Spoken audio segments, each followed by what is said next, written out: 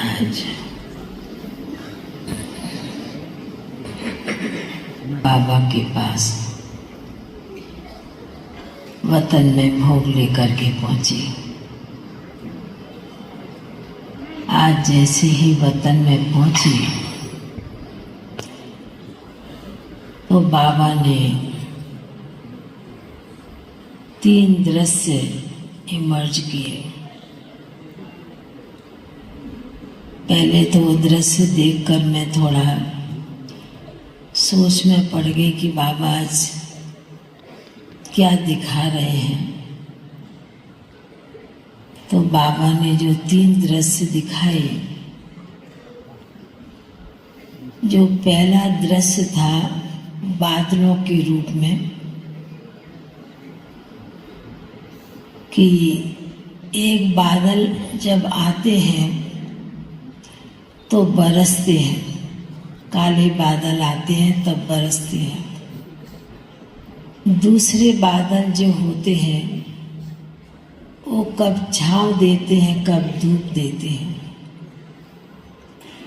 और तीसरा दृश्य था बहुत खुशनुमा जो दृश्य होता है, बादल एकदम साफ। तो मैंने कहा बाबा ये तीनों ही दृश्य का रहस्य तो कुछ अजीब निराला नजर आ रहा है। तो बाबा 1 सेकंड सुनकर मुस्कुराने लगे। बाबा ने कहा कि बच्चे, हर चीज की 3 स्टेज होती है, हर बात की 3 स्टेज होती है। तो आज बाबा भी कई जगह का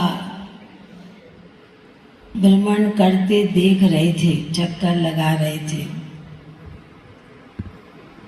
कि कई जगह जो बादल होते हैं, एक होते हैं ज्ञान की बरसात करने वाले बादल, जो बाप से ज्ञान धन लेकर के दूसरी जगह बाहर जाके ज्ञान की बरसात करते हैं। और दूसरा जो बादल दिखाया बाबा ने कहा, यह भी एक दूसरी स्टेज होती है, जो कब बहुत अंधियारा कर देते हैं, कब बहुत उजियाला कर देते हैं, जो धूप छाँव का खेल करते हैं। तो बाबा कहने लगे कि बच्चे भी इसी प्रकार अपने जीवन में भी कई बातों के कारण इस प्रकार का उतराव चढ़ाव का बहुत खेल करते रहते हैं। और तीसरा बादल जो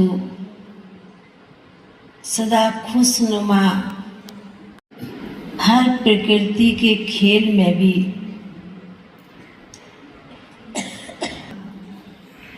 तीन बातों को देखते रहते हैं, दुनिया के भी खेल में।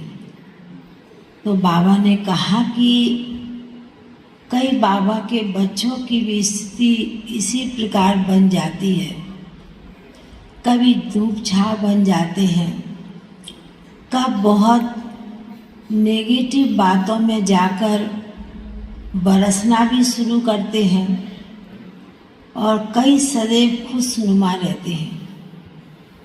तो बाबा फिर पूछने लगे कि बच्ची, बाबा की और दादियों की क्या स्टेज थी, क्या स्टेज होगी? तो मैंने कहा बाबा वह तो आप ही जानते हैं, आप ही बतला सकते हैं। तो बाबा फिर मुस्कुरा के कहते हैं, बच्ची, जो बड़ों की, दादियों की और बाबा की जो स्थिति थी सदा खुशनुमा थी। बाबा के आगे क्या दादियों के आगे कोई बातें नहीं आई, कोई समस्या नहीं आई, कोई परिस्थिति नहीं आई, पर सबको सहते हुए अपने जीवन को बहुत खुशनुमा बना के चले बढ़े। और उन्होंने भी सभी को यही सबक सिखाया है अंत तक अपने जीवन से। तो ऐसे कहते हुए फिर बाबा ने जैसे कि दमयंती बहन को भी इमर्ज किया, बाबा को पहले अमृत बेले सुना दिया था। आज विशेष भोग है और भी कई आत्माओं का। तो जैसे कि दमयंती बहन बाबा के बाजू में बैठी हुई थी। आदरणीय दमयंती दीदी जी के निमित्त आज भोग था। बाबा भी जैसे उनको देखकर बहुत मुस्कुराने लगे। बाबा ने कहा कि ये बच्ची भी मेरी जास्ती बातों में नहीं आती थी, बातों के संसार में नहीं आती थी।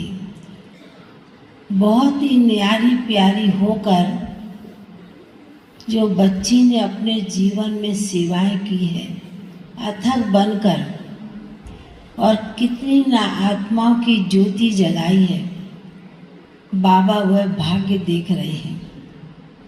बाबा ने कहा कि शुरू से आदि में आई बच्ची ने अपना जीवन सादा सिंपल होकर के जीना शुरू किया, और जब तक श्वास था तब तक बच्ची ने जो सेवा सूक्ष्म रीति से की है, बाबा ने कहा वही जो सूक्ष्म का खाता, पुण्य का खाता, श्रेष्ठ कर्मों का खाता बच्ची अपने साथ लेके गई है।